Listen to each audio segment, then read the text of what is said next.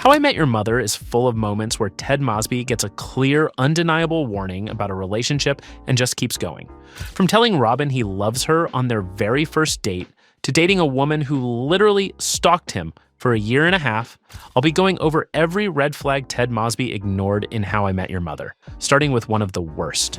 So here's the thing about Ted Mosby that most people don't realize until they rewatch the show. His biggest red flag isn't a single moment. It's not one bad decision or one terrible girlfriend. It's a behavior so consistent, so predictable, that his friends eventually name it after him. They call it the Mosby. And if you know the show, you already know what it means. It's when you tell someone you love them way, way too soon. And too soon in Ted's case means the literal first date. Season 1, Episode 1. Ted meets Robin Scherbatsky. She's funny, she's beautiful, and Ted is so overwhelmed by the fact that his best friend Marshall just got engaged to Lily that his brain short-circuits into I need to find the one immediately mode. So what does Ted do on their very first date? He steals a blue French horn off a restaurant wall, shows up at her door, and tells her he loves her. I think I'm in love with you. What? What? What? First date. That's it. That's the entire foundation of what becomes 9 seasons of romantic chaos. And it happens before the first episode is even over. Now, here's where it gets worse. In episode 2, Lily flat out tells Ted that Robin doesn't want anything serious. Robin herself says they should just be friends. We could be friends. And Ted's response to hearing all of this is to throw 3 separate parties back to back just to engineer another chance to hang out with her. 3 parties, after she told him she wasn't interested. Robin notices the pressure too, and she has to be the one to repeat that they should stay friends, because Ted has already decided that friends is a temporary stage he can power through if he tries hard enough. And this is still just season 1. By episode 4, Ted is already recycling old relationships. He recontacts Natalie, a woman he previously dumped by voicemail on her birthday. His friends think this is a terrible idea. Ted convinces Natalie to give him another shot anyway, then realizes again that he doesn't love her, and breaks up with her on her birthday a second time. The same birthday, the same woman, the same outcome. And the only thing Ted learned between the 2 breakups was how to be more persuasive about getting another chance he didn't deserve.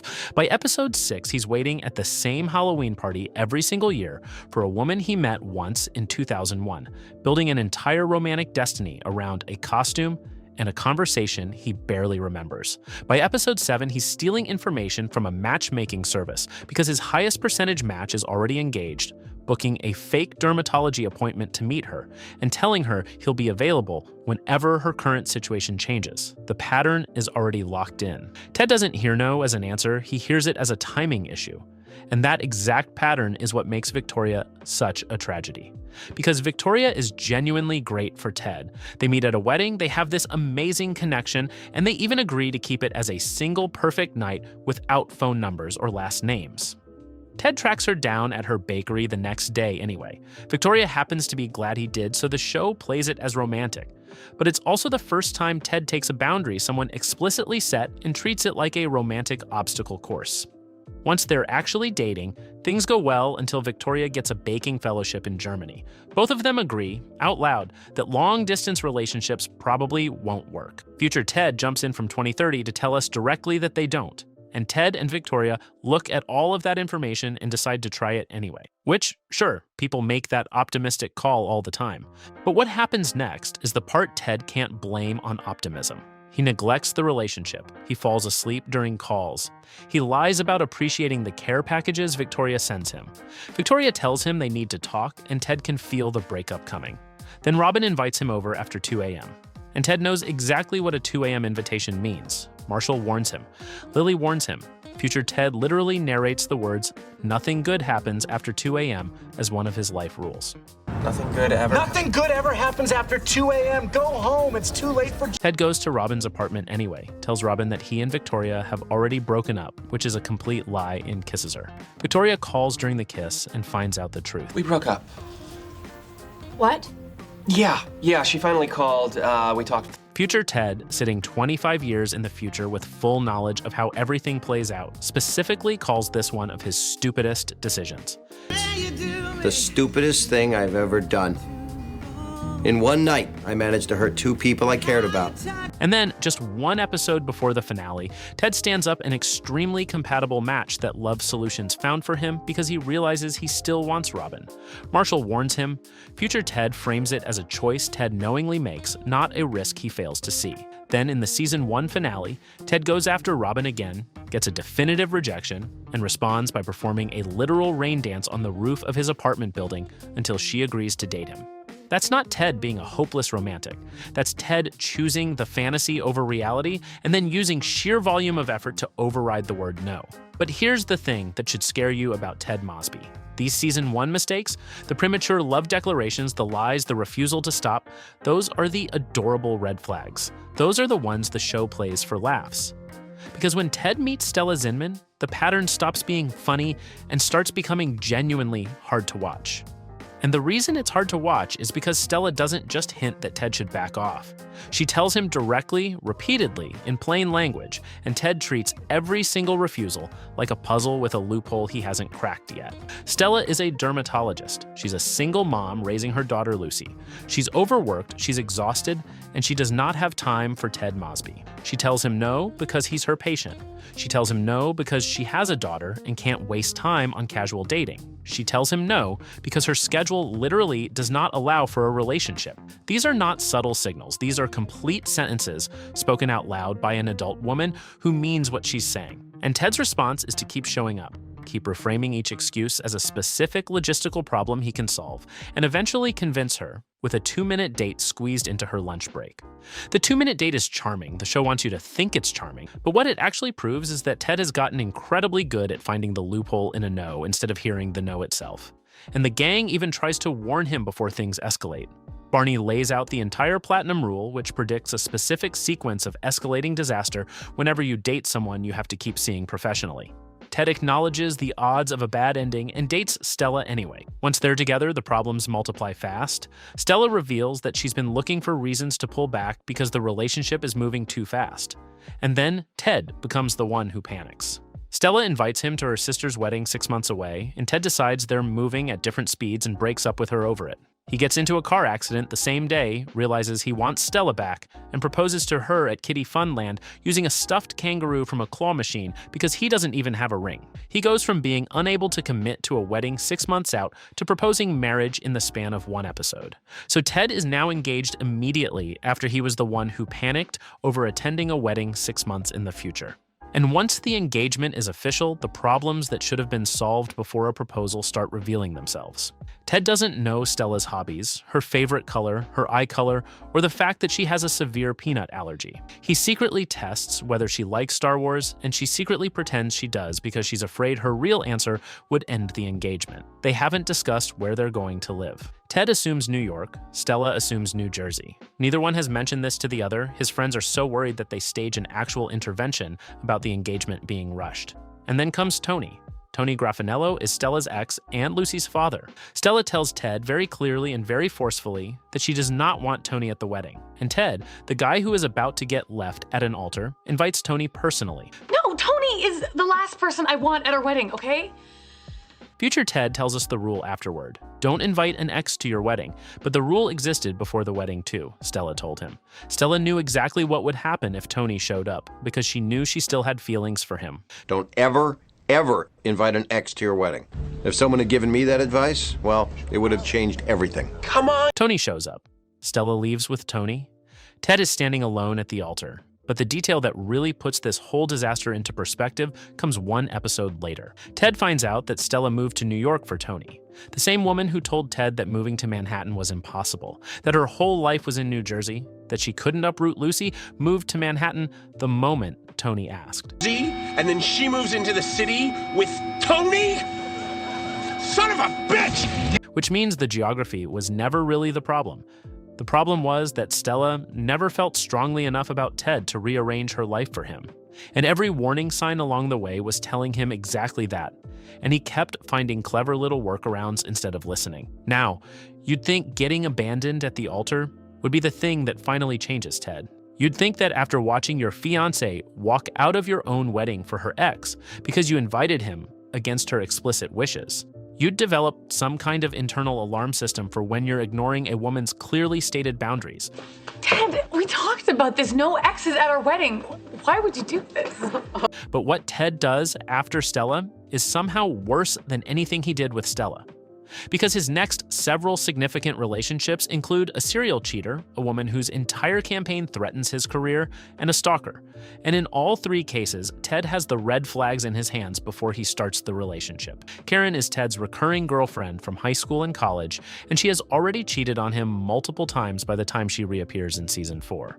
When they reconnect, Ted discovers that he's the other man, the person Karen is currently cheating on her boyfriend with. And Ted takes her back anyway. The familiarity and the nostalgia from their shared past override the fact that infidelity is the one consistent feature of their entire relationship. The only reason they finally end is because Karen demands that Ted stop being friends with Lily. And that's the one price Ted won't pay, not the cheating. The cheating he could live with. It took threatening his friendship with Lily to make him walk away from a woman whose entire relationship history with him was built on betrayal. Then there's Zoe Pearson, and Zoe might be the single most baffling relationship Ted ever enters, because Zoe isn't just a bad match. She's Ted's literal opponent. She is married to the captain when Ted first meets her. She is actively campaigning to save the Arcadian, the old hotel that Ted's entire career project at GNB is designed to demolish and replace. Across her first few appearances, Zoe infiltrates Ted's college class, lies to the captain about spending time with Ted, and secretly records Ted criticizing GNB so she can potentially use it against him later. Ted and Zoe have opposing professional goals that cannot both succeed. She's married, and she's already collected ammunition against him before they ever go on a date. Ted dates her anyway once her divorce from the captain goes through, because their arguments feel exciting and the chemistry is intense. But even the way the romance starts is a red flag. Before the divorce, while Zoe is still married, there's a scene where both of them admit they shouldn't be spending time alone together if romantic feelings are developing. They acknowledge the problem out loud and then do absolutely nothing about it. Zoe lies to the captain about seeing Ted. The captain is visibly jealous. And Ted keeps showing up, keeps pretending this is just a friendship, and keeps letting the emotional affair build until the divorce makes it technically acceptable to call it dating. And once they're officially together, the Arcadian conflict doesn't disappear. It just moves indoors. They fight constantly. The entire friend group is exhausted by the arguing. Ted tells Zoe that her obsession with the building is ruining her life, and then turns around and joins her crusade after hearing her personal backstory. He experiences what future Ted calls graduation goggles, that dangerous feeling where you romanticize something right before it ends, and uses it as a reason to stay instead of recognizing it as his brain trying to soften the impact of what he already knows. Eventually, Zoe uses the secret recording at the Arcadian hearing, a recording she made before they were even dating and later promised Ted she had erased. Ted finally chooses his career over the relationship. They break up. And when Zoe reaches out to try again, Ted buys an orchid and heads to meet her at the cafe where they had their first date. And Barney and Robin have to physically intercept him to keep him from going back. Future Ted later says that a supportive partner is better than one who turns everything into a fight, which is great wisdom that he only managed to articulate years after completely ignoring it in real time. And then there's Janette Peterson. And Janette is the one that changes everything, because Janette isn't just a bad girlfriend, she's a mirror. Janette is an NYPD lieutenant who engineers a fire alarm to create a meet cute with Ted. She follows him around the city, buys the same book he buys moments after he buys it, and eventually admits that she has been tracking and following him for approximately a year and a half. Ted's friends hear this and immediately call it what it is. Stalking. The whole group sees it clearly, and Ted looks at the same information and decides it's romantic.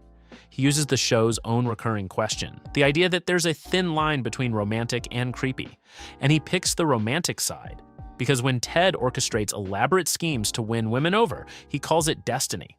So when someone does the exact same thing to him, he can't call it crazy without admitting that his own behavior has been crazy the entire time. Janette smashes his television. She searches through his email, she wrecks his apartment, and then she breaks up with Ted because she decides things are moving too fast. So now Ted has been stalked, surveilled, and had his home destroyed, and his response is to try to win her back because the physical relationship was exciting. They reconcile. And that's when Janette discovers Barney's second Intense, and it's all moving way too fast. Here's her key back. Playbook and destroys it along with Ted's red cowboy boots, two of the most iconic recurring objects in the entire show. Gone because Ted couldn't walk away when every possible signal was telling him to. Future Ted calls Janette his absolute last horrible mistake before meeting Tracy, and Janette herself later tells Ted during the locket search in season 9 that his continuing behavior around Robin is irrational. When the woman who stalked you for 18 months thinks your romantic patterns are unreasonable, that's not just a red flag, that's a flash. Listen to me. You're being crazy. I'm being crazy? Yes. How? Neon sign. And honestly, the fact that it took 9 women and 9 seasons for Ted to stop romanticizing someone who was literally destroying his belongings tells you everything about how deep this pattern goes. But here's the part most people miss, and it's the thing that turns this whole list from a collection of bad dating decisions into something that actually means something. Karen, Zoe, and Janette are not the real red flag. They're symptoms. The real red flag, the one that runs underneath every single relationship Ted has ever had, is Robin Scherbatsky. In season 7, Victoria comes back into Ted's life and tells him something that future Ted later confirms is completely correct. She says Robin is the reason all of Ted's relationships keep failing. Not because Robin is sabotaging them or doing anything wrong, but because Ted has never truly moved on from her. And every woman he dates is eventually competing with a version of Robin that lives in Ted's head. And the ghost always wins. The evidence for this is everywhere once you know to look for it.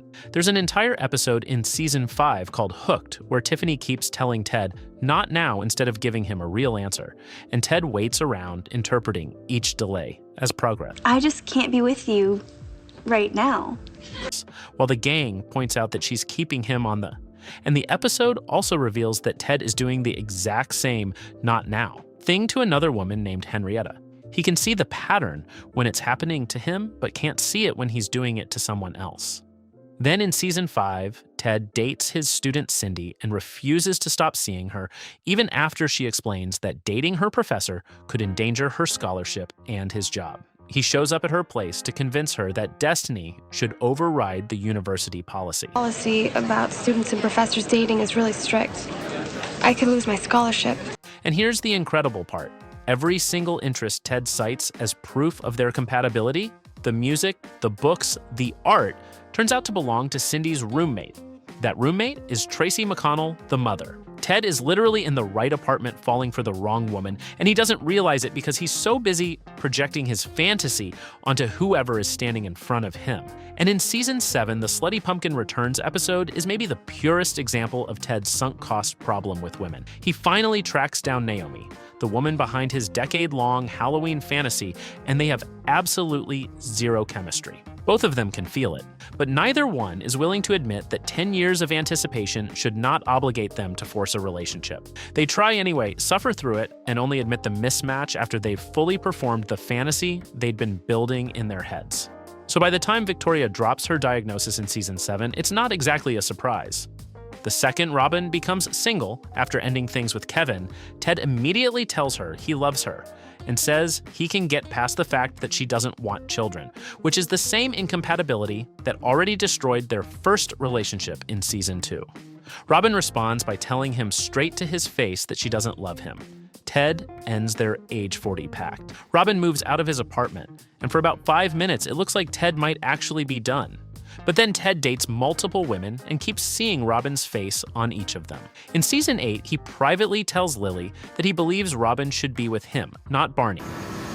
Robin shouldn't be with Barney, she should be with me. When Victoria returns and gives him an ultimatum, she'll accept his proposal if he ends the friendship with Robin. Ted refuses. He chooses Robin's presence in his life over a genuine shot at marriage with a woman who is arguably his best match outside of Tracy.